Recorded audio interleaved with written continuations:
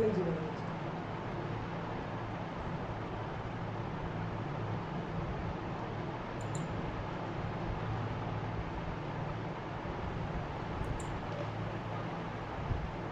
we start now, Suchi?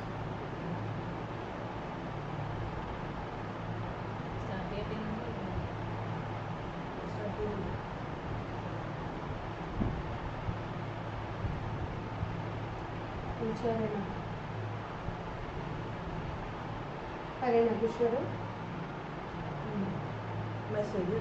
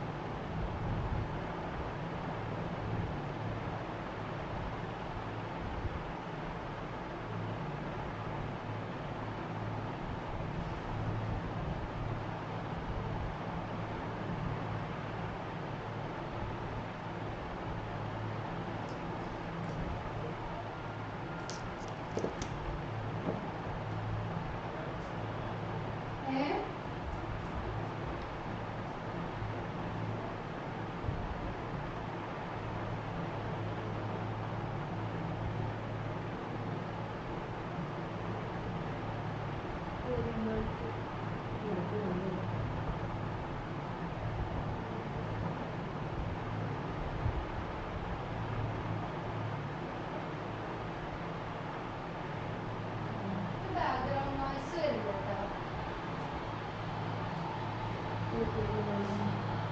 శివుడు voice of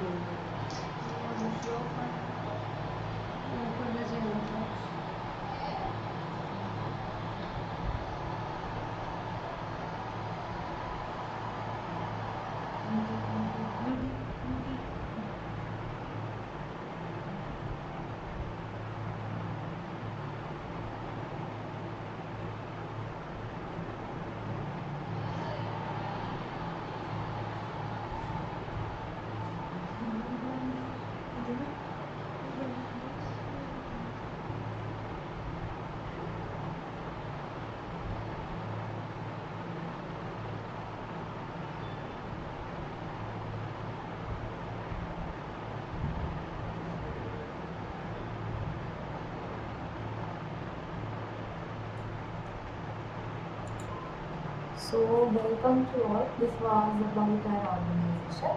Good evening, everyone.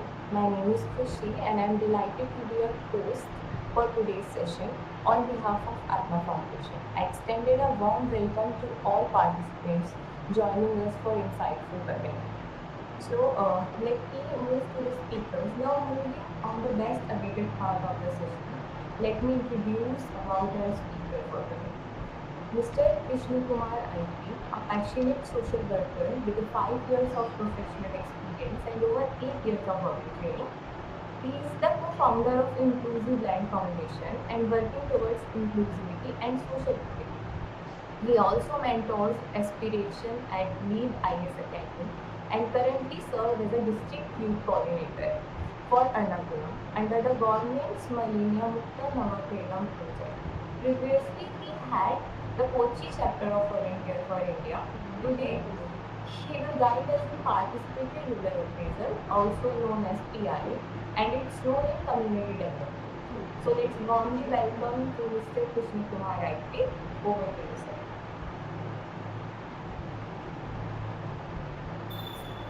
Thank you, Krishi, for this opportunity and welcoming me. So like due to the shortage of time, just quickly up things.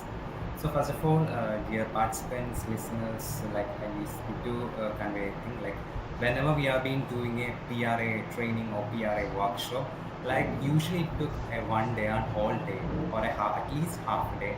So that thing I'm just going to do or narrate to you within a 15 minutes of time. So it will be little bit faster, but I try my best to make you understand what all things that we need to ensure while looking or training or engaging with PR part.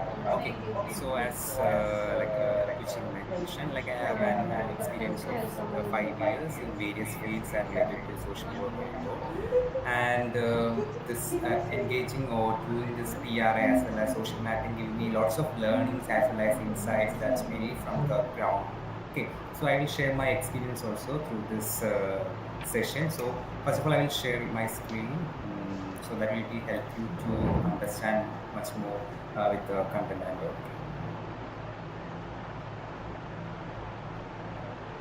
Okay. Kushi, is this visible? Kushi? It's visible. Okay, thank you. Okay, done. So once again, good evening all. So we are going to discussing on the topic participatory rural appraisal or PRA. Okay, so what is this PRA? Here is the definition. Like participatory rural appraisal is considered one of the popular and effective approaches to gather information in rural areas. Okay, so in that itself, you can note the highlighting points or highlighting part. Like it's mainly gathering information, mainly from rural areas. Okay, and it's a set of participatory and largely visual techniques of assessing group and community resources, identifying and analyzing problems and developing plans for action. Okay, so it's not like an individual way or one way of communication by the facilitator or the leader from outside. Like it's like a giveaway, like a combined activity that has been done in a rural area to know more about that particular area. Okay, generally the application of different tools may vary from one situation to another. Okay, however the process of conducting RRA or PRA remains the same. I will mention you regarding what is RRA in the coming slides. Okay. So, like, I'm just separating the participatory rural appraisal, like PRA, into three terms. Okay. So, what is participatory means? Means that people are involved in the process. A bottom up approach that requires good communication skills and attitude of project staff. Okay. So, in this PRA method, like people are being included. Okay, from the bottom level itself, like the people have been the key part of the this PRA part, and the project staff, like in the facilitator or the leader who has been leading the PRA training or PRA work, has a great role to maintain the that strength or maintain that wavelength throughout the PRA process. Okay, it will be mainly on rural areas, like the techniques can be used in any situation, urban or rural, with both literate as well as illiterate people. Appraisal means the finding out of information about the problems, needs, and potential in a village. Okay, it is a vast stage in any project. Like whenever we are going to do any research work or any new programs or something like that, community impactable thing, definitely we need to do some research work, we need to do some back end work, right? So this PR will help you to know about a place that you already doesn't know anything about that place. Okay, maybe you are from south, north, or wherever from the world. You are being put to a particular place and you are being a new person to that area. Okay, so by doing this PRA part, you will be getting lots of informations regarding that particular area, what all were the culture, like what all were the resources available, and what all were the positive things that need to be mentioned regarding that area doing by doing the PRA part. Okay. So earlier I mentioned regarding the rapid rural appraisal. So this is rapid rural appraisal means, okay, is a methodology developed in the late 1970s and early 1980s to quickly and cost effectively collect information about rural life condition. And it was a traditional response to traditional time consuming surveys and aim to make rural research faster, more focused, and more field based. Okay, it's like a time consuming, like it will be quickly. We have done this rapid rural appraisal and it will save lots of time in doing this. And I mentioned the key features of RRI. It's like an extractive part where outsiders, especially usually the experts, collect informations from the villagers rapid. It's very designed to be quick, usually completed in a few days. Okay, structured method, like it will be, we need to use checklists, semi-structured interviews, mappings, rankings, etc. And visual tools like maps, charts, and diagrams are used to communicate with both literate and illiterate populations. And it's a team-based thing, often conducted in a interdisciplinary teams. Okay, not by an individual part. Like it's like an interdisciplinary team. This RRA has been complete done. So once again, I'm just mentioning the full form. RRA means Rapid Rural Appraisal. Okay. So just for your knowledge, I'm just giving some key differences between what is RRA and as a PRA. Okay, so like the feature like approach, like RR, it's like an extractive method, whereas PR, it's like an empowering. Okay, and the role of outsiders. What is the role of outsiders? Like in RRA, like the outsiders, like the people who has been going to do or how's the thing. Like it's like an investigators. Like they are going to investigate the things throughout the RRA part. Whereas in PRA, their role will be facilitators. Facilitators in the sense like they need to facilitate the whole process. They need to assign duties, they need to engage people, they need to empower, they need to learn throughout this PRA process. And the next feature is like focus, like main focus of RR is like data collection. Like throughout this RRA part, the this like investigator will get lots of data regarding the focus area they are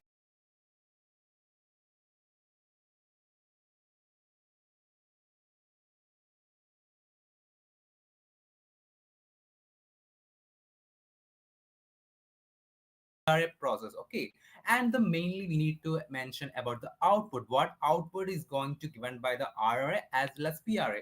Like in RRA process, like reports, like at the end of the day, we'll be getting certain number of numbers, certain number of details, documents, data.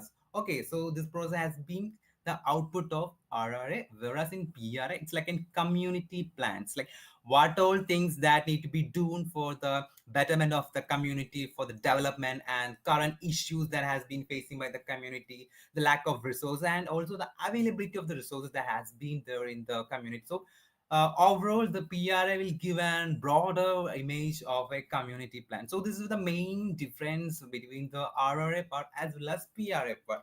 Okay, so like what were the roles in a PRA team? I earlier I just mentioned regarding PRA part and all. So if a third person or if someone is coming to be in the PRA part, like what will be role?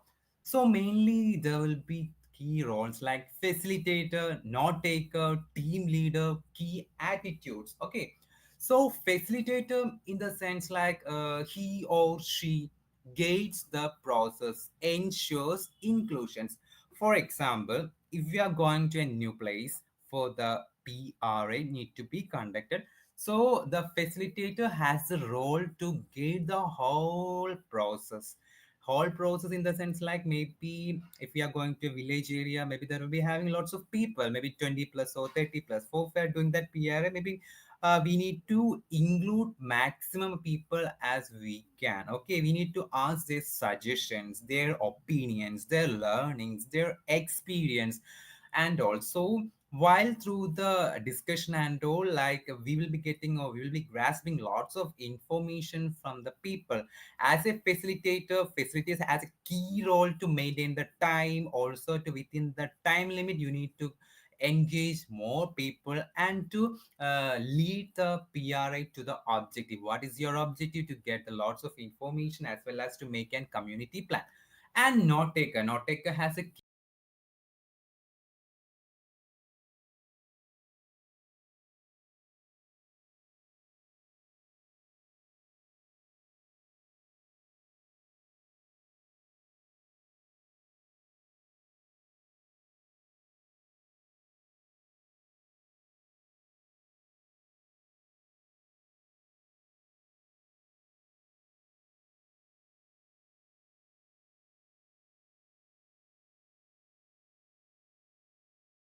note taker need to ensure what all things has been mentioned by the localites and what all need to be ensured while be preparing a report of the PRA. And team leader.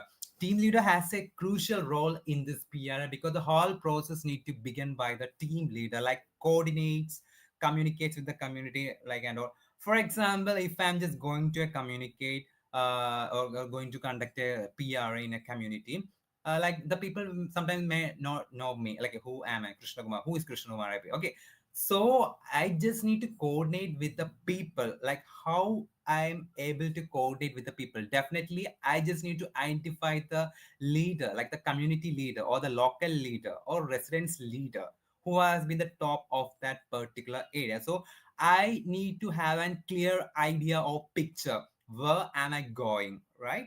Okay, which place I'm just going, in which community I'm going, whether it's a coastal area, tribal area, rural area, wherever. As a leader, it's my responsibility to identify which area I'm going. After identifying the area, you need to identify the leaders that has been coming from that area. As I previously mentioned, maybe restaurants part or like this community part, local reader. So maybe the workers like Asha workers, Anganwadi teachers, and all will be helping for this PRA part. And also, as a leader, you need to connect with those resources, resourceable people, persons available from that community.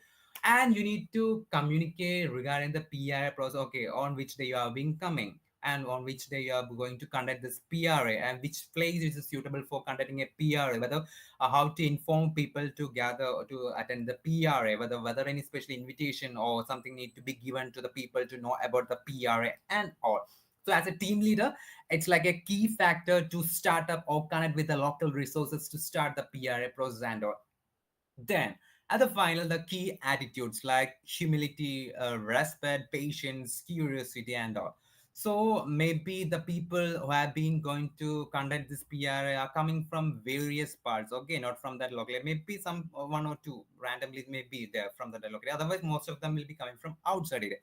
So, as an outsider, you need to be more patient and be respectful for the localites because these localites may behave. We can't expect like everyone need to behave proper to you folks. Okay, there will be difference according to their community, their background, their nature, and all.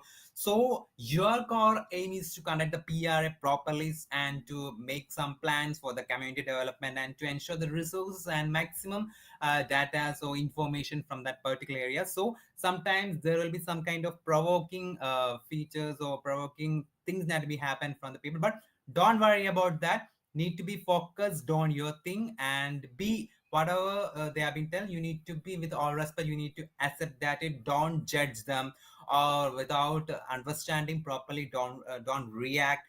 So as everyone, if we are going as a team of 5 or 10 whatever, it's the responsibility of each individual to be respectful to the place where you are being going. Okay, so these were the key roles, and each roles as an important things need to be done with a PRA part, like what need to be done with a facilitator, what need to be done with a note taker, what need to be done with a team leader, what need to be done with the key attitudes of everyone. Okay, so these were the key roles that in a PRA team members need to be done. And next is the PRA tools and techniques. Usually, whenever we have been doing a PRA workshops and all, we'll be dividing people or the students or participants into various groups and give some activities to do these tools. Then only they are being getting some sorts of insights or learning. Okay, this way we need to do PRA. These were the tools or techniques that we need to be trail and we need to do really practically throughout the when we are going to do a PRA and all. And just mention regarding the main tools like social mapping, resource mapping, seasonal calendar, transit walks, wealth ranking, Venn diagrams, timeline. Okay, so what is social mapping? Okay, social mapping shows location of households and facilities, right? So, like in the social mapping, it's like being mapping process where like people are getting the details together. People in the sense like the facilitators who has been doing the PRA, like in the social mapping, they will be getting more details regarding the household details, facilities what have been available in that community. Resource mapping in the sense like it's identify the natural as well as physical resources. Maybe if we are stepping into a community, there will be lots of resources that has been available in that community. Maybe like a school, colleges, kindergarten, shops, other financial things and all. Okay, so what are the resources that has been available in a community is being done with the resource mapping seasonal calendar, right? So with the various variation in the area or rural area that we are being going, like the seasonal calendar also has an important role to play. Like okay, like with the highlight seasonal strengths and constraints. Maybe if you guys has been going to a coastal area and all, like season has a major role to play with their community. Like in coastal area and all, season may make differ in their day-to-day life. Okay, so the localites will be able to communicate with which season they have been affected drastically and which season will be more beneficial for them and all. And transit walks, okay, maybe we have been outsider to that community. So and through the process with the transit walk, like we'll get an opportunity to go on ground observation with locals. Like when we are going for an excursion or tours and all, no, we will be going with the gate, no, right? Like the gate will show us, okay, what all things has been happened, like what specialty of this area and what all things has been going to happen with during this time and all. So this is simple way of giving an example to the transit work. Like we've been going with the locals, and with that information we'll be getting lots of things or knowledge through this transit works. Okay, then wealth ranking, like community defined categories of well-being and or well-being. Like we can add lots of things like the health, like phcs, community health centers, other education things, and who have been the education status of the people residing in that particular area, the lifestyle of the people that has been right, and the quality or standard of the lifestyle. Oh, so things will be noted with the wealth ranking. So if we are being calculating whether 1,000 people were there in that particular area, so among the 1,000 people, how's their life has been going? But they have been educated. How's the wealth in things we can add health also. Whether health is in a proper way. Whether the health has been affected, or how what are the resources that has been added on to the wealth. Okay, so and so thing has been done through this wealth ranking. Next is Venn diagrams, like institutional analysis. As I mentioned earlier, what all institutions like colleges, schools, or whatever things has been available in that particular area or the particular community. Then timeline, whether any historical events or major change has been occur in that area. For example, last year, July 2020, July 28, 2024, there occurred great landsliding in Wayanadu district, Kerala. So what happened? No, like majorly in that area, like two complete ward has been taken away with this landslide. Okay, so when in future we are going for any PRA to conduct nearby wards or nearby places there, definitely the local people or the natives going to give an example that okay, there nearby the earlier we have so and so houses, so and so resources, so and so roads, so and so community was there, but currently it's like a plain places. Okay, so we can connect like it's a great change.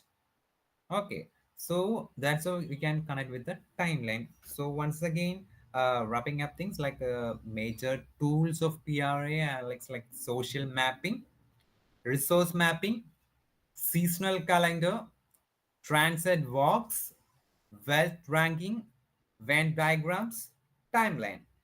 Okay, done.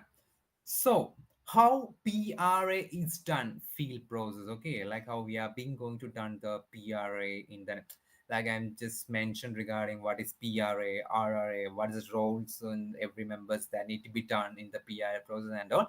So, whenever we are going to the field, what we are going to do, okay, that is going to mention in this sheet, like preparation, rapport building, tool applications, data analysis, report and sharing, and action planning. Okay. Preparation in the sense like team formation, secondary data subtopics. So whenever we are going to conduct a PRA, our team formation has a key role to play. Okay. Like the team members, whether it's 5, 10, or whatever, Like the team has need to be have a proper structure. Who is going to take the leadership part, who is going to take the facilitator part, who is going to take the documentation, whatever things are required for the PRA, we need to be properly structured before going for a PRA. So that's mainly meant by team formation. Also secondary data and subtopics also has a key role. Secondary data in a sense, like we need to do some research before going to that area, whether any previously any research works or any work has been done in that particular area, and what were the key study or key reflection that has been done, or that has been outdated with the previous study has been done. So when we already have some secondary data, no, like when we are going to that area, we will be having more knowledge. Okay, okay, we have when the people have been telling, okay, we can connect, okay, in the study it has been mentioned like so and so things, so it is maybe due to that so and so things has been occur like that way. And rapport building, definitely whenever we have been doing more rapport, like more information or more things is going to get into your hands, like local engagement and more importantly trust. Just consider your thing also, when a third person coming to you or into your house or into your place and asking lots of things, maybe if they are being asking in a rough way, hey, tell your things, what happened there and what all the resource have been done in the particular area, so and so, like in a rough way, definitely it will not be a proper way of communication, and you also didn't feel any comfort to respond to them. So as a person who has been doing PRA, it's a responsibility of the facilitator and the team members to properly communicate. Okay, communication has a key role in this PRA, where you need to be you need to speak with kind words. Okay, don't use any bad words or rough words. Like your tone of language has a key role in this PRA, and also while communicating in a proper way, it will be leads to develop the trust and the local engagement. And tool application, like use of PRM methods in the field, like according to the availability of the people and according to the nature, you need to use various kinds of tools, as I mentioned in the previous slides. Data analysis with community inputs, like maybe you have some kind of secondary data, maybe you can cross check with the community whether it's all right, and what's the current status of the community and all, and reporting and sharing.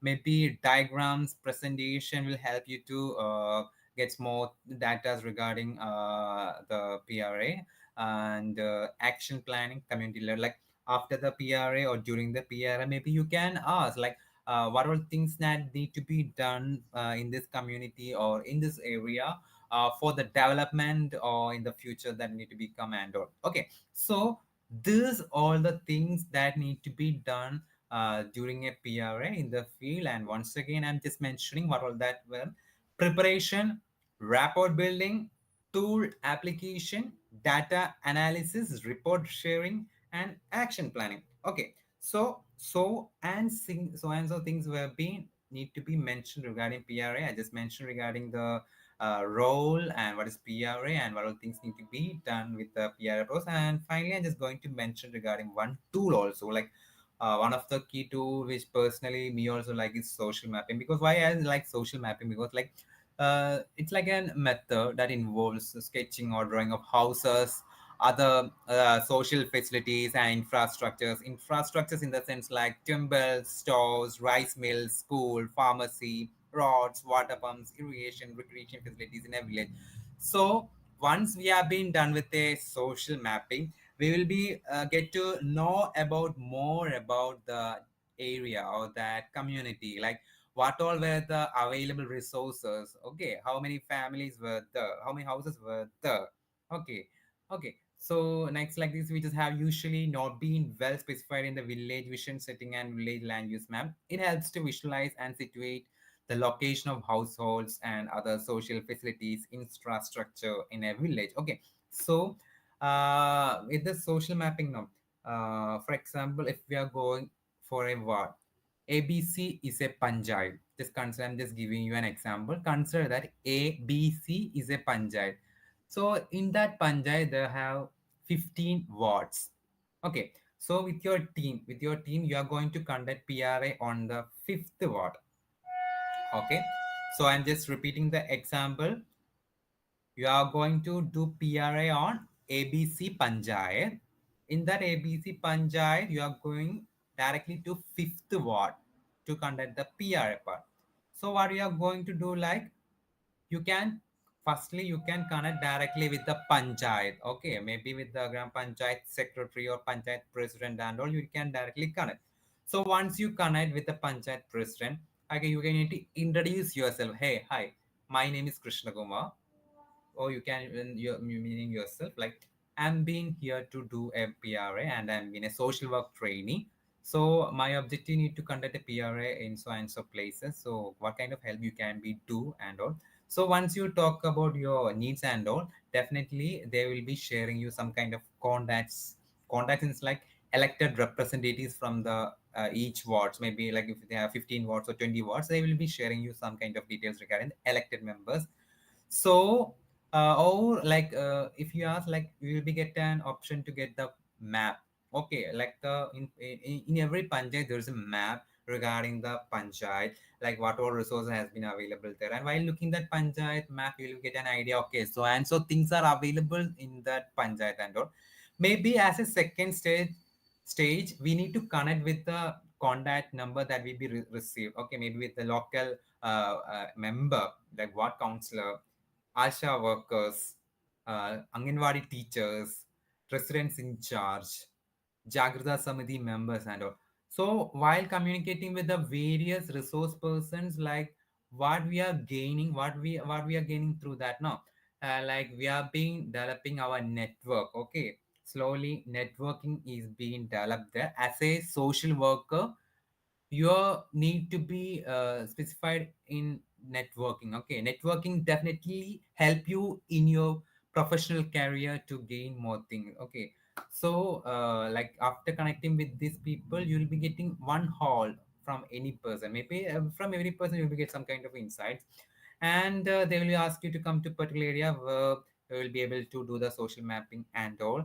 For example, like what I have been done, like whenever during my social this PRA part, like I just connect with a local ward member, and according to their availability, I'll be visiting to their home, maybe their house or the place where they are available. So because it's our need to go to there, not their need to come to our place. Okay. So I'll be just going there and talk our request and just in a chat paper. I'll show you the chat paper. Okay, this is the example. Okay, so in this chat paper, like I just ask like regarding the starting of the ward, how many roads were there in the ward, okay, and how many resources were there in the ward. So like after that, like we'll be getting an idea and just need to give that this like some kind of symbols. Okay, like if you are go looking on the left side of the, like, street light, well, temple, tree, TV room, radio room, like that way particular things has been mentioned. So after the social mapping, like if we are a third person to that area also, we'll be get an idea. Okay, this is the ward and so resource has been available in this ward and all. Okay, and we need to especially mention regarding the north, west, south, and east of that ward. Okay, so we'll be easily to connect with the neighboring wards also. Okay, this will be north side of this ward, and which all wards has been sharing with that particular ward and all. So this is particularly the activity named as social mapping.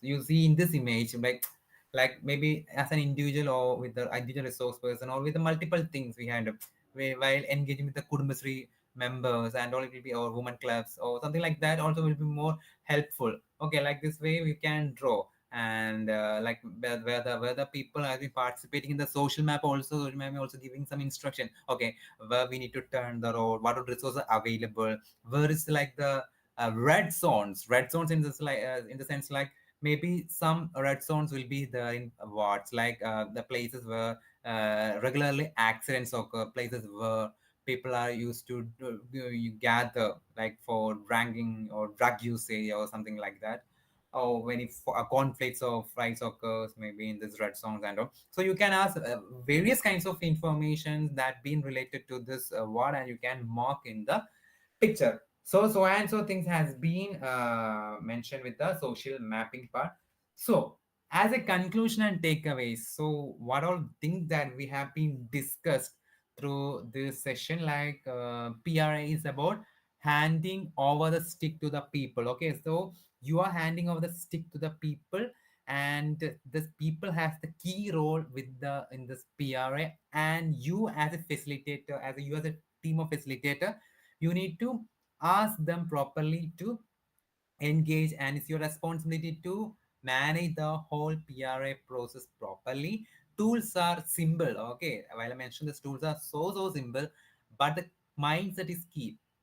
Mindset is like the way you are treating people give you the proper results. Okay, if you are being rude to the people, definitely expect a rude reaction from the people. If you are so simple and kind and understanding, okay, understanding to the people, definitely you'll be getting an impactful result. Okay, empowerment through participation and knowledge sharing. Maybe you can share your learnings, knowledge, and they will be sharing their knowledge and experience. So it's like an give away. Okay, give and take away. Okay, take away process. Like it's a barter system. Like you have been sharing something and they also sharing something. Like okay, so like knowledge is being sharing through this PRL process, and importantly, you need to ensure that don't try to teach the community. Let them show you what they know. Okay, some people like PRA, when we are there doing PRA, they are going to teach the community like, hey, it's not going to be right that way. Like you need to go to this way, and it's not right. You may be wrong, whatever.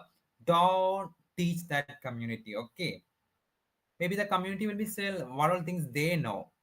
So, as a social worker, try to polish out your skill of understanding or acceptability, not gentlemanality and all. Okay. So, what are things they have been saying? Just document it. Okay. If you have any doubt, you can ask okay, how it's been possible. But don't teach them or don't try to question them or don't try to provoke them. So and so things has been mentioned with the PRA part. So as a wrap up thing, like I just mentioned regarding what is participatory rural appraisal, and like what is the difference between RRA and PRA, and what all the roles of the members has been part of the PRA part, and how is the PRA process has been done with the field, and the tools, various tools and techniques that has been done with the PRA. And I also explained with the one of the tool like social mapping and how it's been social mapping done, and what all things that as a participant or as a facilitator or the member of the PRA team you need to ensure and all. I hope that it's like an short time.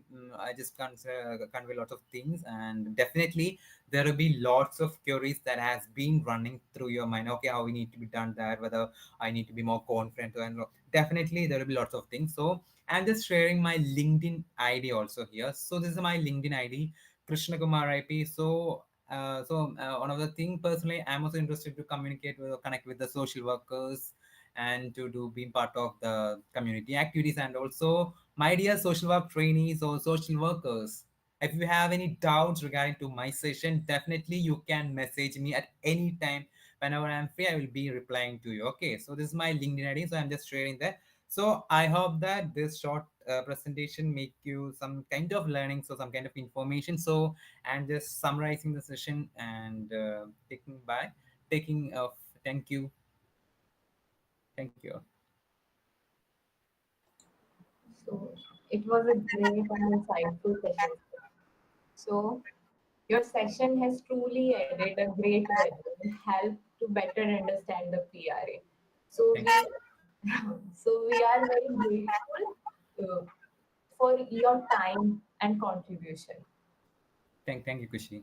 Uh, I would also like to thank each and every participant today.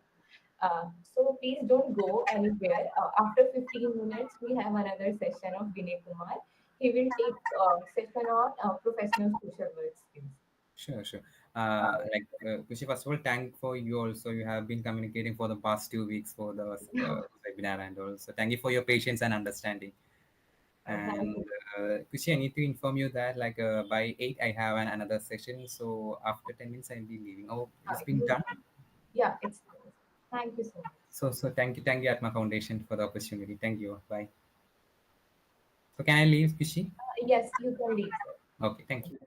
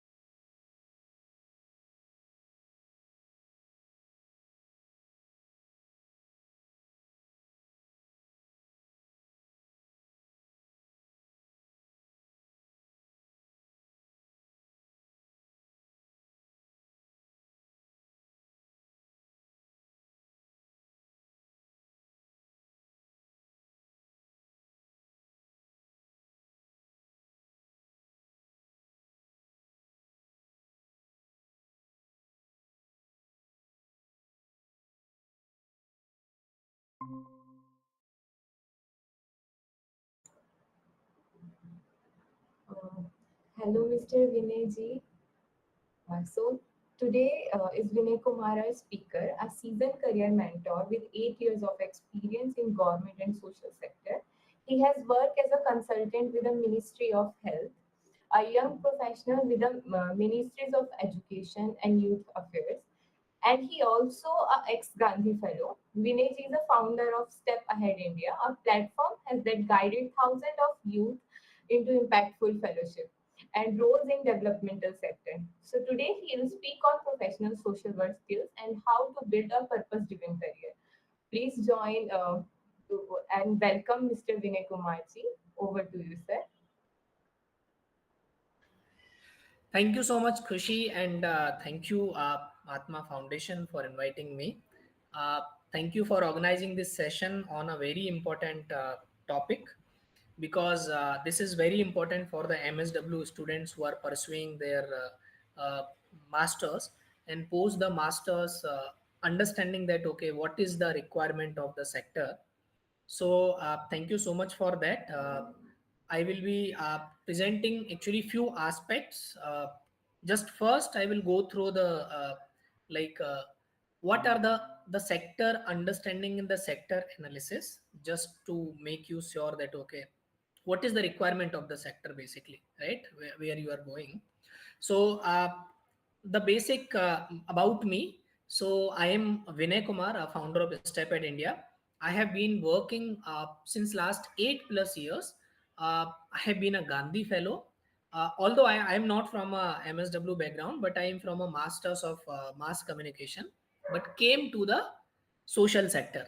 So I was a Gandhi fellow in 2016 to 18 batch, and then after the Gandhi fellowship, I joined Tata Trust for another higher fellowship, which is Swasth Bharat Prerak program, and then working with a social organization on disability, and then later on I have worked with the as a young professional with the Ministry of Young Youth and Sports, and then working again on the as a young professional with Ministry of Education, and then again working as a consultant with Ministry of Health, and currently I am working as a scientist in Andhra Pradesh MedTech Zone YZ.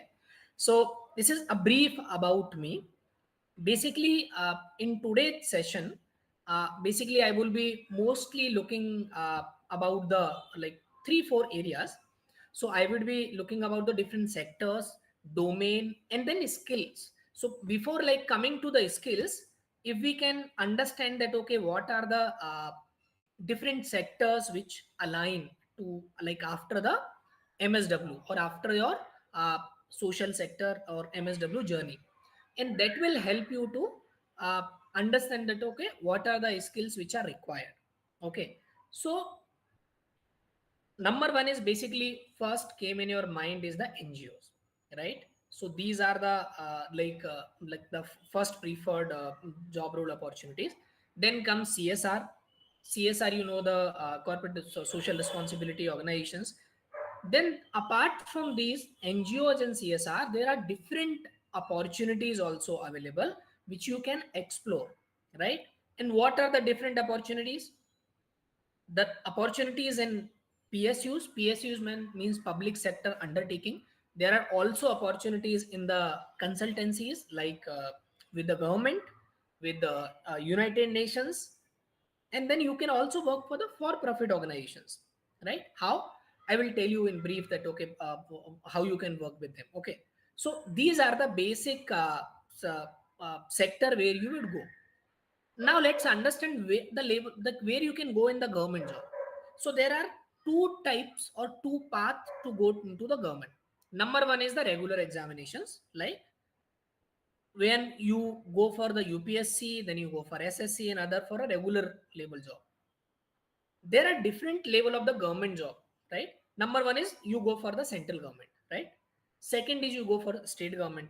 Third is PSU. So public sector undertaking are also the government entities which will provide the jobs. Fourth is autonomous organizations like CBI, Supreme Court of India, which doesn't come under government, like they perform autonomously. And then international cooperations, just like United Nations, UNICEF, WHO, and all. So number one path is basically you crack the exam, You prepare for UPSC, SSC or other exam and you go through. Second way is you can go to these opportunities by a direct recruitment, right? And what is the direct recruitment? The direct recruitment help you to achieve through the different opportunities. The number one is the fellowships which different state government or central government runs. Second is the young professional program which is run by these state and central, both the uh, both level government. And then third would be the consultancies, right? So there are 53 ministries including the department and all. In the central I am talking 53 ministries and 93 departments in government of India. They almost 70-80% are hiring young professional program, right? Young professional is nothing but a direct recruitment of the fellows or MSW students or social sector enthusiasts who would like to build their career into the government. So they are looking for the youth who would like to work with them, right? So these are the different ministries. Then there are autonomous bodies, definitely starting from Election Commission of India, National Administration. They all are releasing the young professional program. Why I'm talking about the job opportunities where I have to talk about the skill? Because once you understand that what are the job opportunities are available and what are the canvas of job for a MSW student, then you will understand that okay, what are the skill I have to build upon. Autonomous bodies all are releasing the young professional consultant programs. Currently the situation is that the fellowships are rising and the young professional opportunities are rising, consultancy opportunities are also rising, but they are attracting very less talent because there is a lack of awareness. You might don't know that okay, there is some young professional opportunities coming up. So then comes to the defense organization. There are like then public sector undertaking. These are the like from state and also from the central government, right? So in the young professional with the different ministries, like these are the like classifications. I will not go in the in detail, but their basic understanding is that they would like to take you to the role where you can contribute in the government directly, right? So I would suggest you that if you can go through the opportunities, like currently you can go through our channel also, and different platform also, find out young professional opportunities if you can get, because that is the area which like very less awareness. Okay, then now let's come to the domains in basically specifically to CSR or NGOs if I can map. So for this I will refer the trend in the CSR funding. Okay, so trend in CSR funding, what means that there are 2% CSR which is given by the any private company who is earning the profit to the to these the social sector organizations. So the highest in terms of CSR funding is attracted by the education domain. See, why I'm going through again and again, because once you understand that which sector is growing, which domain is growing, which domain has highest job opportunities and opening, then you can plan it better. So education is the highest in terms of spending, right? And then it comes to the health, right? Public health, and it also came in demand after the COVID, right? So the highest CSR is spent on education, also in skill development, skill and livelihood. Second then comes to the public health, right? And then these two are the very big component, almost attract the highest percentage of the CSR spent by any company. Then it comes to like environment, some do it as per business purposes, then rural development and other, then there is a women empowerment, right? There are other domain also, but these are the most funded domain in CSR. It means that these are the domains, these are the area which are getting more money. In the result they are creating more jobs, right? Because if any organization working in education gets fund, then they will create more jobs. If there is an organization which is working upon the mental health, or which is working upon the like sanitation or other thing, maybe attracting less fund, and then like leading to creating less jobs. So these are the basic domains you have to understand, that these are the domain where you have to build upon looking for the jobs. Now let's come to that, what are the skills which are in trend, right? Which are the professional skills which are these sector are looking for, right? So I would go with the uh, like first one, which is the communication skill. Why I would say that? Because the communication skill is the skill which will not only help you to the job or working in the sector, but it will mostly help you to getting the job, cracking the job. Because try to understand, if you are going to get a job, you start with your application, right? So once you start with your application, then the second step would be the assignment. Then third step, maybe they would be asking you for the first round of interview, right? So if you are better in the communication, you can fill or your application better. If you are good in communication, communication means there are 3 to 4 parts of the communication. Number one is, like, we can divide it in oral, verbal. But for me, apart from the oral or verbal or written, there is another layer of the communication which you have to work upon, which is mostly a kind of like articulation, creating a suitability, your candidature pitching and all that. So number one, let's talk about the basic communication. Your your communication, like if you talk about a verbal communication, so you should understand that, okay, in the verbal communication, first you have to pitch your story, right? That, okay, who you are. The first question in the interview, they ask, who are you? Tell me about yourself, tell us brief about yourself and all that, right? And second would be like, they would be giving you the application assignment also. The written communication is most important, because that's how you will be pitching your candidature and that's how you will be getting the opportunities. No other way, right? Apart from that, you will also need to work upon the articulation. So for an example, I will ask you that, okay, tell me about yourself, and you will be started telling that, okay, I am my name is Vinay Kumar, I come from here, and this is, and my education, this is a skill and all that. But are you articulating it as the suitability of the job? Because that will decide that, okay, if you are articulating it like the requirement of the job, then only the interviewer or the company who is hiring, they would be interested in you. Okay, so that is the articulation thing which you have to master.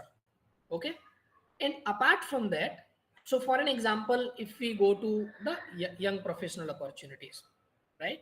So young professional opportunities, what they need, okay, and like, what are their basic processes? So their basic processes, again, the application process, then there might be written assignment, then there might be policy analysis, impact assessment or something. So your written communication and verbal communication need to be finalized.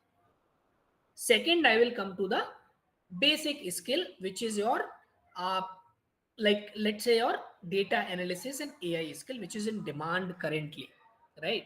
So if you are using the AI and data analysis in your work environment, while you are doing some project, while you are doing some work, that is the most important skill which is in demand currently, right? I will not talk about the, like, the basic skill of like communication. We have already told about the, like, basic computer skill, which is already you might be developing your Excel, data, Word and everything. But I'm mostly talking about the skill which is in demand currently, that is a data analysis and AI. Why? Because most organizations are driven by the data. They are impact based, right? So they are driven by the data, and they would like to have somebody who can work upon the data analysis, right? And with the AI is the new trend, and every organization want that, okay, I would like to work upon the AI. How the person can utilize the AI, not to be dependent upon the AI, but how they can utilize the AI. So that is another skill you have to build upon, develop. Basic chat GPT, other AI skills, right? And then coming to the next skill, which is project management, because ultimately you will be heading to the project, you will be working for a project management. And then so like the basic skills, like how to run a project, how to delegate the work, how to interact with the community, how to connect with them, how to implement the project implementation, another part that you need to take care of in the project management, entirely uh, an umbrella term. Okay. Then there are legal and ethical compliance, like entirely different area these are, right? They, every organization looking in the compliances and legality of it. Then there are financial management skills also, if you are looking into domain. See, I'm not covering here the general skills for all. I will cover that also, that everybody, what skill everybody should have. But currently I am covering that which are the skill in trend, skill in demand, where you can separately build your career. You can go into the communication skills.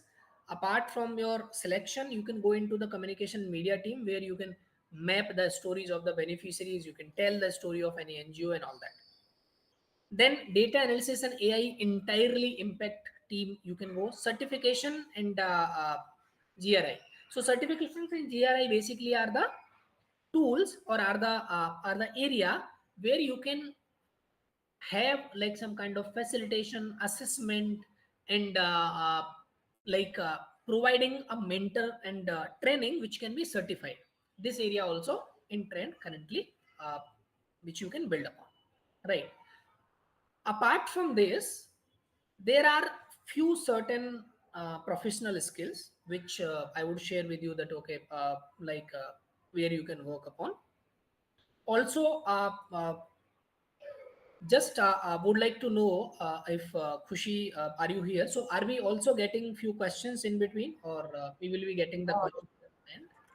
yeah, I'm here, sir. Yes, we can take some questions. So if anybody has any question, so like just you can ask in between also. So like covering these areas and then going ahead with the other aspect also we can do. So can they like how can I see the questions, or you can read out the question and I can take that I over? can read out the questions, sir.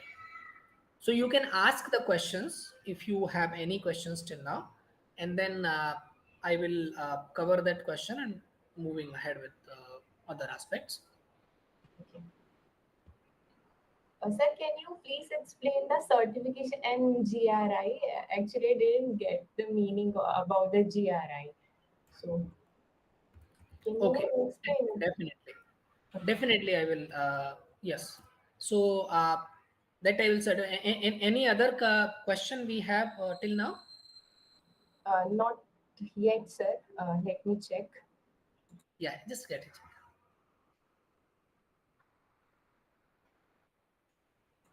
Not for now, sir. Okay, okay. So, so basically, the certification is, it means, so basically, see, the GRI stands for the Global Reporting Initiative, the standards. So means the certifications means that the different certification you can have in your data AI analysis and other. GRI is the new trend which is coming up, means that global reporting initiative standards. So they have some certain certificate training courses around the GRIs which are mostly accepted into the different organizations, right? These are called the professional certificate programs, which can help you with the like mostly reporting, like how you can report your impact, how you can report your programs, how you can report your program implementation on the other part. So you can get it through the course which is currently, because every organization would like to take its impact into the like for example across the world, right? So that is the GRI certification, which is a kind of in a trend for a social development professional who would like to come into this. You can get it through the online like courses anywhere from the internet also. Now coming to basically the different like the soft skills now. So basically there are few soft skills for all. So I am talking about now to the general public, like all who all are working into the social sector. I just want to understand that okay, what are the key skills they would like to develop. So there are five skills which you have to work upon. Okay, so the number one skill which you can work upon is developing the empathy and active listening, right?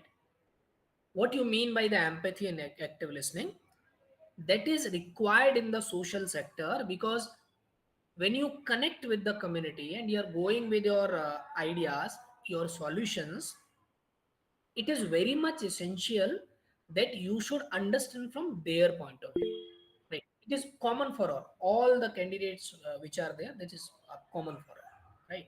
So yes, Kushi. Sir, we have one question. Elena Paul rose her hand and she asking, how can skill in AI be beneficial in the field of social work? Great question. Great question. So see, the AI is in demand, right? So how AI can help you? So in the social sector, what are the three, four common work we do? So number one, we do the a kind of research. We collect data, we try to understand, assess, and everything.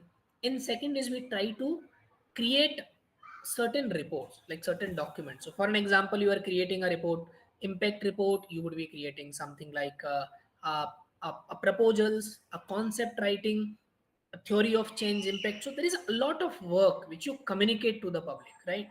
AI will definitely help you to articulate. AI will help you to research. AI will help you to write your documents, refine your documents, and at the same time, AI will help you to connect the dots and getting the trends, right? What are the trends into the social, like in your project? For an example, you are generaling your field visits. If you give to the AI, that can generate a pattern, right, within you yourself also. A simple exercise, if somebody writes their journal, right, if you're writing your journals every day, note to self and all, if the data, if you can give to AI is the best analyzer which can analyze the qualitative and quantitative data at the same time, and can simplify the result and can articulate it better in the way you want. So AI can utilize anywhere. AI can help you starting from writing your application to proposal to reports. AI can build your images. AI can give you the audio, video, and other part. So AI, as it is helping the other sector, it is also helping to the social sector as well, right? Yeah. Yeah, thank you, sir.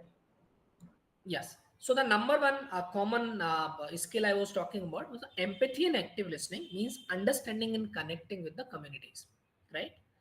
Communication I have already shared about you. Second is the critical thinking, right? So what you mean by the critical thinking? Like analyzing complex social issues to devise solution. Because see, you are here for the solution. So most of the times what we hear, that okay sir, I went to this community, there was a huge challenge, there was a problem. Sometimes we fear from the problems. But if you are into the social sector, you should be looking only for the problems, right? Because if there is no problem, there is no need of a social leader, because you are here to solve the problems and you are here to analyze the complex social issues. So the critical thinking is much required. Why? I will tell you a story.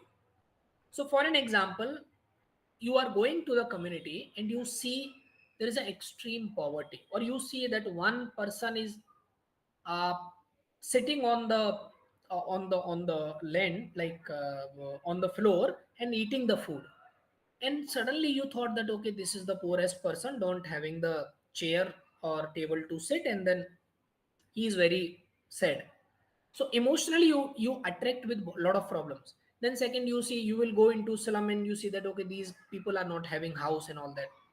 Most of the time you would be thinking in the emotional landscape. Okay, your emotion come first.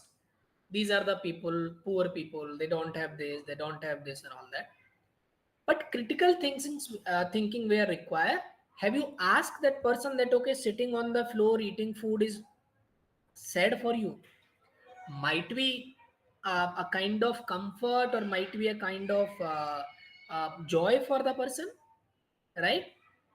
And maybe somebody is residing into the slum, definitely it is not a kind of like a matter of joy or some. But before presuming, before judging or assuming, if we can ask the person, if we can critically think that what are the determinants for that person to understand that. Third is cultural competence. So cultural competence, what it means as a skill, is respecting and adopting to the diverse background, right? So basically, if every society has some cultures, right? So for an example, there is a story that in a community or in a village there was a culture of eating certain plant, or like worshipping certain plant, right? Or doing certain kind of thing in certain way.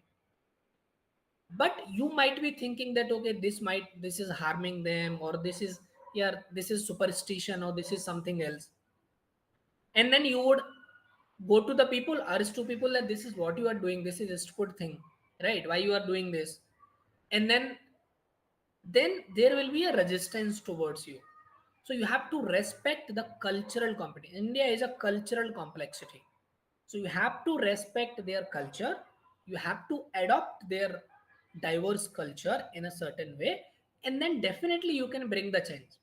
But not by complaining, or not by saying them that this is something which is not useful. Rather, connecting with them, adopting that culture, and then bringing the change, right? And there it comes the fourth key skill, which is the IVA, influence without authority. The most important skill which require a social leader or a social work student. What do you mean by IVA? Influence without authority, you can understand with a simple story. So Mahatma Gandhi is considered the greatest leader of the world, right? Why? Because of the IVA, influence without authority. Why? So Gandhiji, what is influence without authority? When you don't have any authority, when you don't have any power, don't have any position, but still you influence the people. That is influence without authority, right? Without any fear, without any authority, without any power. If you are able to influence the people, that is the best leadership you can have. And Gandhiji was known for this. Gandhiji never had any position in the government, never had any position in the Congress, never had any authority in the uh, any particular organization or party. Still, he influenced the people in the country a lot, right? And that is what called the influence without authority. So if you are into the social sector, you would not be considered as a highest authority, because see, there are government is having the authority. You as a social work student have some kind of strategy, some kind of capability to change the people without authority, right? Going to the community. So you are going to the community as a district magistrate or a block level officer, you have some authority. People will respect you because of that authority, because they fear. But if you are a social worker, you will not have the authority, people will not fear you, people will not respect also. Then how to influence without authority? Basic thing, that understanding the community, building a rapport. Understand the community, build a rapport. It will take time, but it will also long last, right? The impact which is created by the fear is very short. Maybe for, like, if some officer is going there and saying that okay, you have to do this, maybe the person can do for some time. So for an example, you might see that the using the helmet, if police is there and with the challan and everything, they create authority or fear, then what happens? The person who is driving the bike can use helmet for 5 minutes, 10 minutes, wherever he see that there is a police wala standing on the choraha, right? But what happened after the 1 kilometer, it put out. But if you can understand, and if you can create the influence without any authority, without any fear, the impact would last longer. right? If you can change that person, if you can make that person realize that this helmet is not for that police wala, this helmet is for your health, right, for your life. It will take time, definitely it will take time, but if you can make that happen, that will change the person for a life. So influence without authority, you have to learn. You can start influencing your friends without any authority, you start your influencing your community, any other things. That's how you can build upon. So influence without authority is the fourth critical uh, skill which you have. Then comes to the fifth, and that is most important for everyone, that is the non-violent communication. What do you mean by the non-violent communication? Non-violent communication means that your communication, whatever you are saying, whatever you are writing, whatever you are uh, even you are reacting towards your employees, towards your co-worker, towards your community, towards your employer, anybody in the sector, should not be violent. Violent means you should not make fearful, you should not make pressurized, you should not make depressive, oppressive, or even pushing their confidence, or just anything which is considered as a harmful for that person, right? That is called non-violent. Forget about the abusive language, that is the highest, but even your reaction should not demotivate anybody in the sector. That's why people come into this, and that's why you are the champion for this social sector, right? So that is the fifth skill which you require, non-violent communication. It take a lot of time, because whenever you start to build this skill, it will take a lot of time, right? It takes a lot of courage also, because if things are not working, you fed up, you frustrate, you react like that. Okay, you are not doing this, communities are not doing this, people are like that only, they don't share their children for studies, they are only living into slum, they are like that only, they are only begging on the road. But you have to understand that you are there just because you are a social leader, and building a social leader, it takes time. You have to be peaceful, understand from their perspective, which I shared the second skill. And then building your communication non-violent. Non-violent means that your reaction also should not even harm or demotivate anyone, either your employee, either your co-worker, either your community, anyone, because then you would not be bringing the change. The change start from yourself. So that is a very important skill, because if you or anybody lacks that skill, the entire purpose of the social sector loses, right? If you don't have non-violent communication, or if you're not living in the scenario of non-violent communication, entire purpose of coming to the social sector loses. Like you feel that, okay, if I'm not getting satisfaction, if I'm not getting respect, if I'm not getting recognized, if I'm not getting a proper respectful communication, then what I'm here for, right? So these are the five critical skills for everybody. Basically, I'm just revising it. Communication skill, which I earlier mentioned, most important. Second is empathy and active listening, because you are connecting with the community, you have to develop it, understanding and connecting them. uh, Third is like basically, when I say empathy and active listening, then there is a critical thinking, uh, analyzing the social issues and creating a solutions, right? And then cultural competence. Cultural competence means respecting and adopting to the diverse background of culture. Then there is influence without authority. Then there is a non-violent communication, which you have to focus on. See, now like other than the like these skills, if you if you ask me that, okay, these are the skill to work in the social sector, right? It includes some soft skills also, right? Soft skills means the basic time management skill, discipline, consistency, persistence. These are the basic soft skill which you require, because in the social sector, these are the only soft skill, and these are the life skill only which will help you to get the job, or which will help you to sustain, right? So you have to focus upon uh, these sector only, right? Now coming to the part where Kushi, if we have any question we can take up, otherwise I will take them to the part that how you can build these skills, right? Okay. So that part we can cover if we have any other questions till now. Now, till now, sir, we don't have any question. We can move forward. Yeah, thank you. So now you might have like two questions. So one question is, okay, sir, I understood now these should be the skills, and then now how to develop it. Okay, how to develop. So there are three-step strategy, simple three-step strategy. Number one is the self-assessment. Okay, self-assessment means try to assess that what are the skills I have. Okay, how you can do that?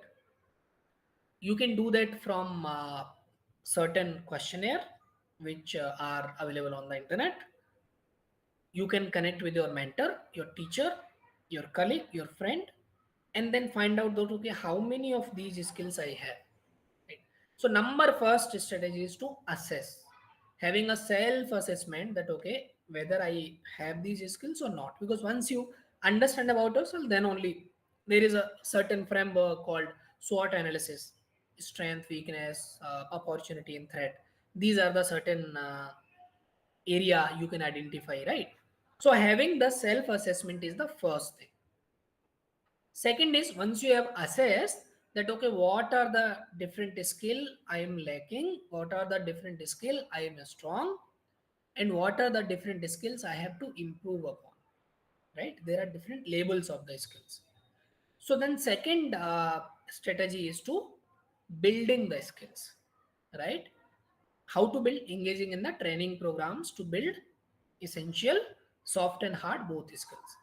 For an example, if you have to build upon critical thinking, for an example, if you build upon the empathy, the cultural competence, the IWA, right, influence without authority, non-violent communication, you have to understand that okay, what are the requirement of this skill.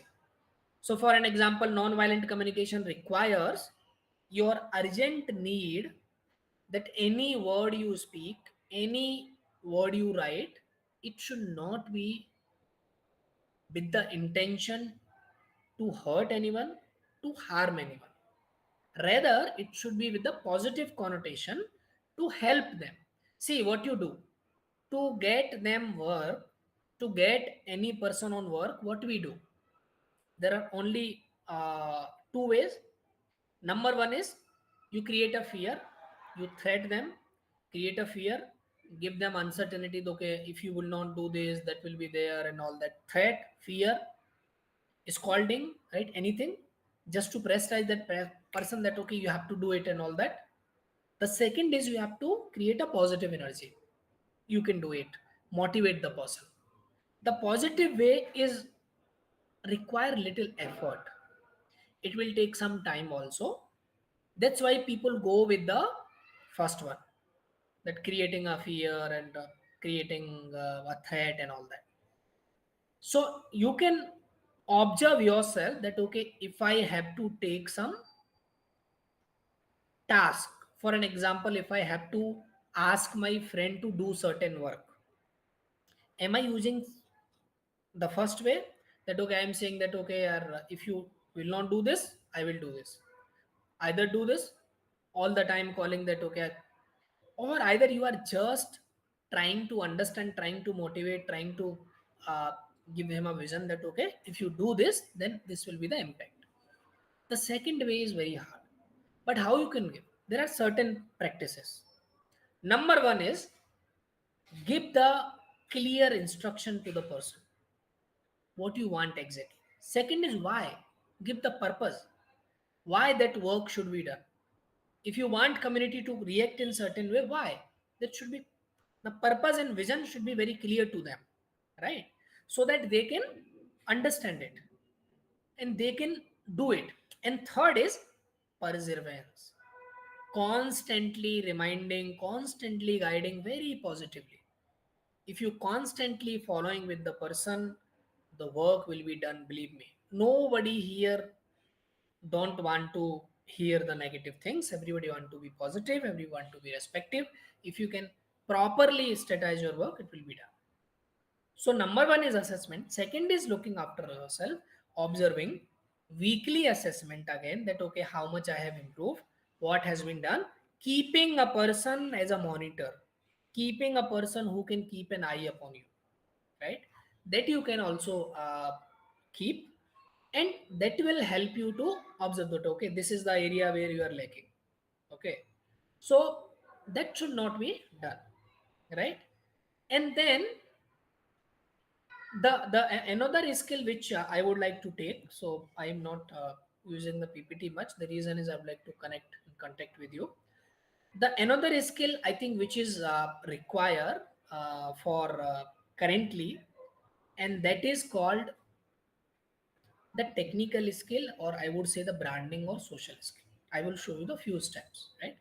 And that is utilizing the social media or creating a powerful digital presence for your career success. Why it is important? Because everything you will do, you will have a skill. You have to showcase also. You have to showcase to the person, the sector, and that's how you build your CV. So how you can showcase that? Number one is start using LinkedIn actively, not passively. What I mean by that?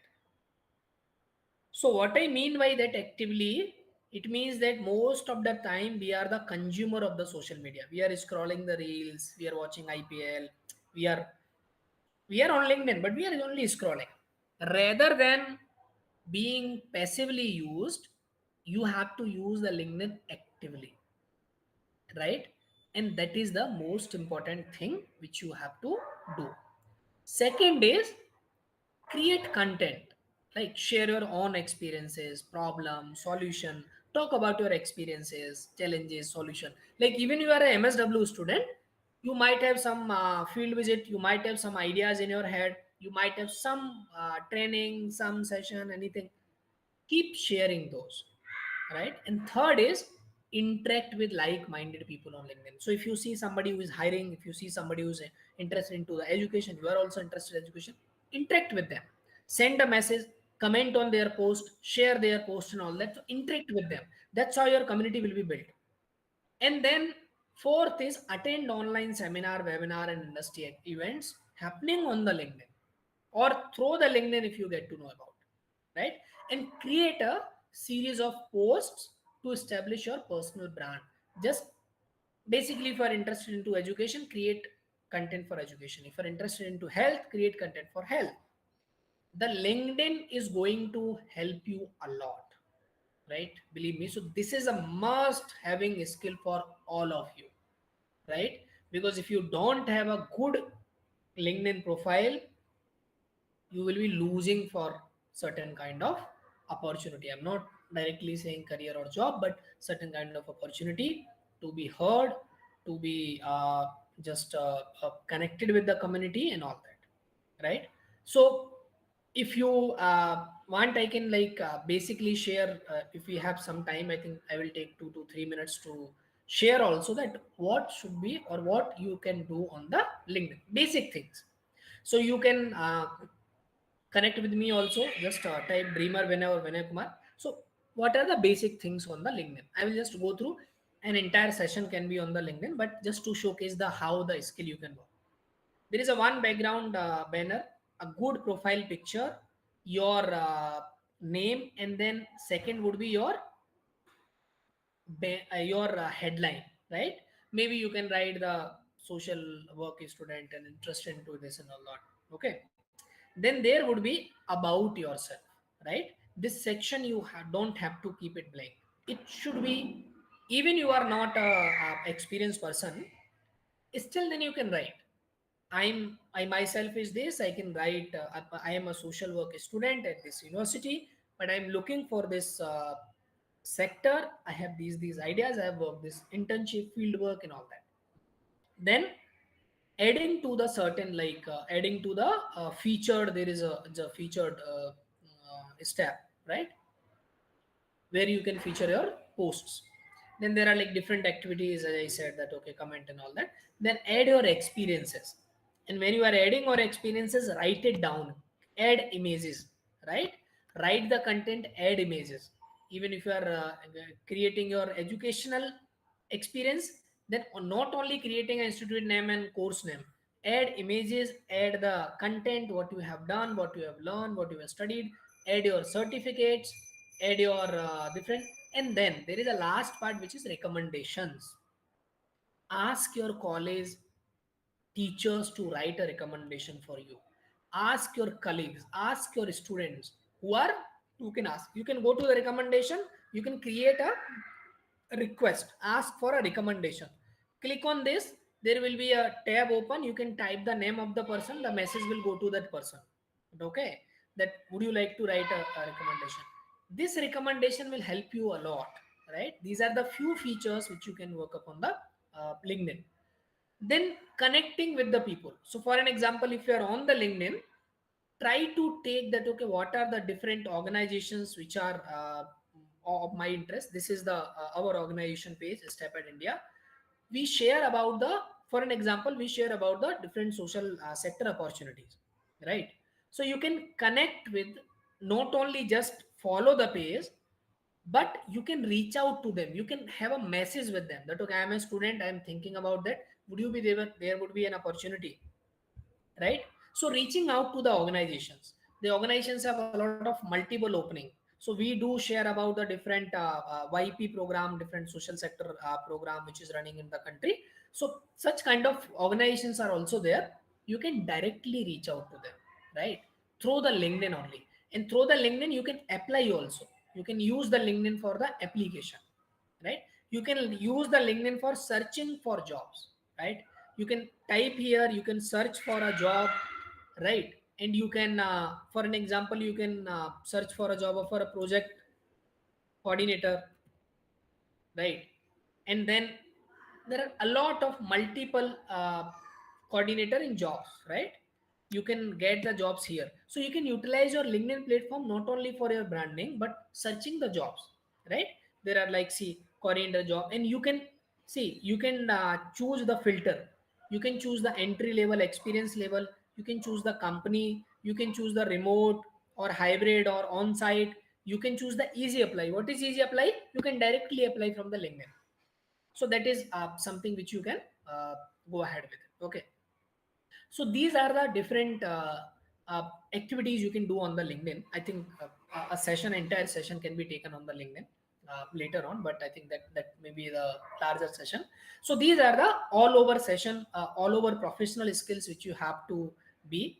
In terms of recent, I would say in the trend, AI, data analytics, chat GPT, and your own like LinkedIn account and all that, right?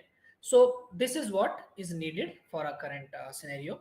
If anything is, if there is any question, we can, if there are Kushi, we can ask.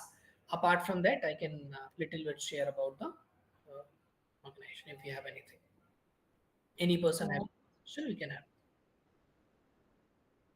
uh, is there anybody has any questions? So you can drop the question on our YouTube. Till now, we don't have any.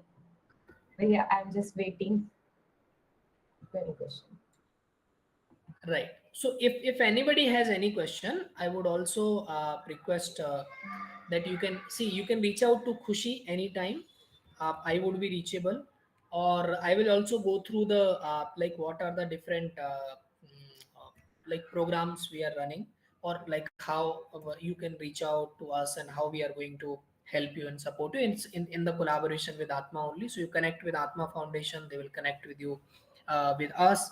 So this Step at Youth Foundation, basically we build for the youth only, and the purpose is basically to support the graduates from the arts, humanity, social sciences, the same as we are connecting with Atma, which we Atma is doing with you, because the person who, the students who are from arts, humanity, social sciences, they are uh, not getting a certain kind of direct opportunities. Like for example, if you are a BTech person, if you are into the technology, you can get a like technical company and you can go there. But if you are a person who is coming from the arts, humanities and social sciences, you will not get direct such opportunities. So we are helping them to with the career awareness, like different career opportunities which you can have apart from the social and NGO. We are helping them to connect with the young professional program which is coming from the government. We are also helping them to uh, mentorship programs, so that is there. So what are these are the different programs we are running. We are running a job readiness program for the graduates who are having 2 years of work experience, then a skill building program for social sector, then young dreamers program we have for the students for higher education and like career guidance in schools. There is a campus connect program which like colleges can reach out to us and we connect, like in the Kerala we are connecting through Atma, just like that. So we connect in the North India. Then there is a talent partnership which we connect for organizations. So this is a basic impact which we have reached out till now. We are into the awareness of the careers program which I showed you, like through this LinkedIn page you can connect with us. We are helping with the different kind of job opportunities. Especially I am focusing again and again on young professional consultant opportunity because this is the area where the awareness is less.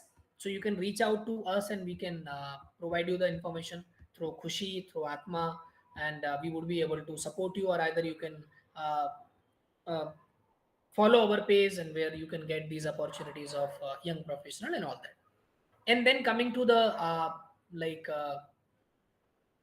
yes, so coming to the next part is basically we are running is the basic job readiness program.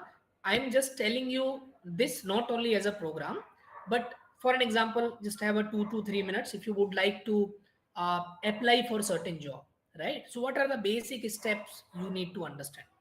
So number one, like the basic process is basic. We are seeing the job and we are hitting the apply button. That is mostly practiced by 90% of the people, but that is wrong. You have to have first the career clarity, identify your interest, identify your strength, and identify the right kind of career. Then second is, once you identify the career, you have to develop your application mastery, like creating a compelling CV, SOP, cover letter, and then creating a readiness for the interviews. So take mock interviews, expert feedback, and all that, and then your professional branding, like I said to regarding the LinkedIn, right? And then skill development, which the skill we have discussed. So this we go through this program. These are the basic impact we have. This slide I would like to show it to you. If you would like to connect with us, then you can certainly reach out by through the social media. You can reach out by YouTube channel. You can reach out through Atma. You can reach out through Khushi. We will be happy to help you. And I would expecting that after this session, if you are very much interested into the social and development sector, especially in young professional and government jobs, definitely we will able to help you. So thank you so much, Khushi, for inviting for this session. I hope I have covered. Actually, I covered a lot of things, but maybe making some sense. So if any question we have, we can cover. So I'm waiting for everyone's response. We'll take any question last 5 minutes, but I would like to thank you a lot, sir. In this very short period, you take a session and you agreed to take a session, and it's very insightful. Each and every skill you have mentioned, it's like very important for everyone. And yes, if you want to connect with sir, you can connect on me, our organization, Atma Foundation. We would like to link with him. And also, you can take the screenshot of his every detail and profile. And thank you so much, sir. Right. So just would like to add one or two things, that the social sector is changing very fast, and see the regular MSW, the contemporary MSW is little lacking behind. So the role of Atma Foundation in the such sessions is very important. Uh, I would like to thanks to Atma and thanks to you also, like because see these the sector is going somewhere. In the MSW curriculum we have years long back, right? So the connect between the right kind of opportunity which is are available, or the skill set which are available right, which are in trend right now, are not relevant to the MSW which we have a curriculum of 30 or 40 or 50 years ago. So with these sessions, if you are attending these sessions, please try to connect with them, understand them, take them, because social sector is changing rapidly, and it is not anymore the slow sector, right? Which earlier was that okay, social sector is कि समाज सेवा है, झोला उठा के चल दो, you take your bag and just go to the society and these are myths now. Social sector is a well paid sector, well technological advanced sector, data, AI, everything is used. They are paying you higher, they are hiring you, they are giving you the opportunities, and the sector is growing too far. And that's where the Atma's role comes in. So like I'm associated with Atma since long. Atma Foundation not only empowering for social work students, but also empowering the organizations who would like to start up, like start in the social sector. So we are connecting with that.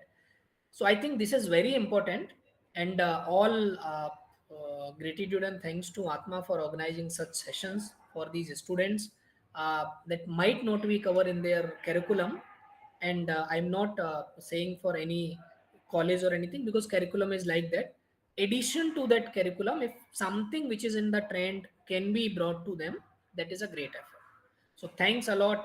Thanks to the entire team of Atma. Thank you for everyone for attending this, and thank you especially Khushi for reaching out and organizing this session.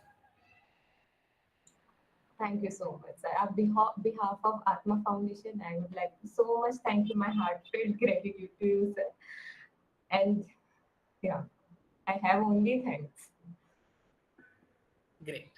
So we have two more sessions, but those sessions are tomorrow, primary and secondary research. And second, am I audible? Yes, yes, you're audible. So we have two more sessions on the same time. So people who are interested can join. Yes, we'll provide you a certificate, but who are registered in our program, so we'll provide certificate to them, and it's free of cost. Thank you, everyone. Thank you, Khushi. And I would like to conclude call to the Sneha. She will conclude the program.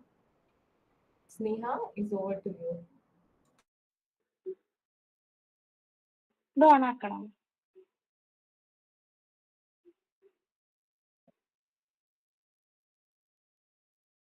Hello, I am audible. Yeah, you are. On behalf of the Atma Foundation, I sincerely thank Mr. Vinay Kumar for taking time out to share such valuable insight with us today. The session has truly added great value and helped us better understand professional social work skills.